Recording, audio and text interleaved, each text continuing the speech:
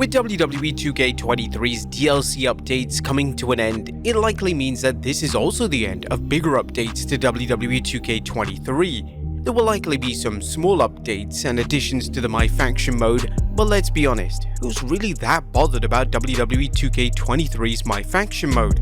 Join us now as WrestleGamia looks at 8 of the best post-release updates of WWE 2K23. Be sure to subscribe and hit that notification bell so you're the first to see our wrestling videos. Number 1. Tired Finishes. A tired finishes, like the name implies, are special animations triggered during some finishes when the superstar doing the finisher is already in a fatigued or damaged state.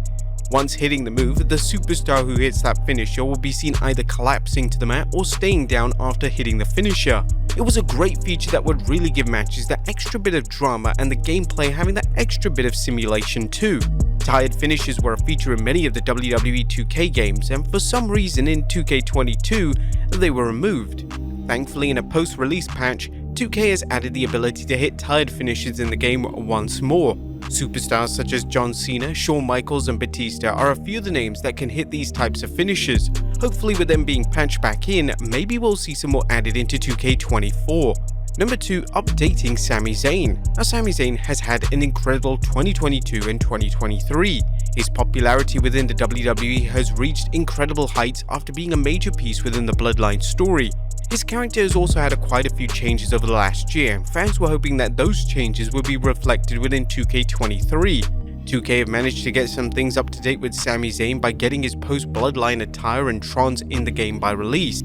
This already had fans pretty surprised, as he only left the Bloodline a few weeks prior, so 2K did a pretty solid job in getting him updated in the game in time for the release date. However, there were some updates that didn't make the cut, the big one being that Sami Zayn went back to his Worlds Apart theme just before 2K23 released, so his theme was outdated by the release.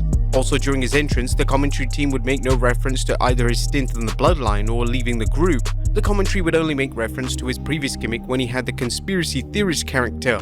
However, 2K managed to fix these through some updates over the past few months after release. About a month after the game launched, 2K patched in commentary during Sami Zayn's entrance that has a more up-to-date references about the Bloodline and being free from the group. A month after that, 2K patched in Sami Zayn's current Worlds Apart theme, which made him pretty up-to-date by the time the big patches came to an end. Sami Zayn is a man who's always had the promise, the potential, but he delivered on that promise and that potential when he took Roman Reigns to his absolute limit in a main event battle. Yeah, and now the entire world knows what Sami has always believed, that Sami Zayn is a main event talent who can reach the top of WWE. Number 3. Updating the women's WCW title. One of WWE 2K23's big MyGM updates was adding more selectable brands to the mode, and one of those brands that you could select was WCW. At the start of MyGM, you have to assign your men's and women's world champions, so you can imagine the WCW title was for the men, but the WCW women's title didn't look like the correct design at all. For some reason, some lazy custom design was made from the old WWE women's title with WCW logos for the side plates. This strange design got a lot of negative feedback from players, as many pointed out that WCW did in fact have their own women's title. In a future patch, the mistake was corrected, and the true WCW women's title was added to 2K23 and replaced the custom version that was originally in the game. Number 4. MyGM Triple Threat Fatal 4-Way Title Matches. Continue on with WWE 2K23 MyGM mode, and one of the negatives that players had mentioned about the mode was the lack of being able to book triple threat and fatal 4-way title matches for your shows.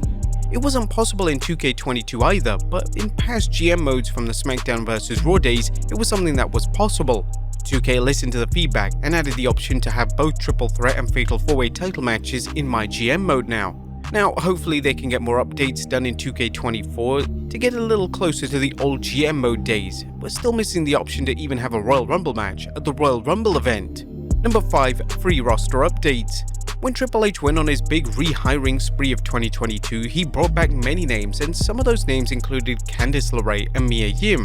Neither of the two superstars would make the cut for the final release roster or the DLC cut, so it came as a huge surprise when it was announced that in the free update, both Candice LeRae and Mia Yim would be added to the WWE 2K23 roster. It was a big change from the usual 2K plans, as both could easily have been DLC and many would have paid to have them in the game, so getting them for free was a huge W for 2K23 fans. Number 6. Bonus DLC. This one isn't technically free, but if you did buy the Season Pass for 2K23, then this next one was a pretty awesome bonus for players. When the 2K23 DLC was revealed, one of the packs would be called the Revel with Wyatt pack. In this pack you would get Bray Wyatt, Zeus, Joe Gacy, Blair Davenport and Valhalla. However, a few weeks before the DLC pack would be available, an announcement was made that there would be a bonus character added into the DLC pack, that character being Uncle Howdy, who debuted in the WWE in late 2022. Again, this was another huge surprise for players, as many didn't expect Howdy to have a chance of making the cut for the DLC, and to have him as a bonus surprise was a very nice treat.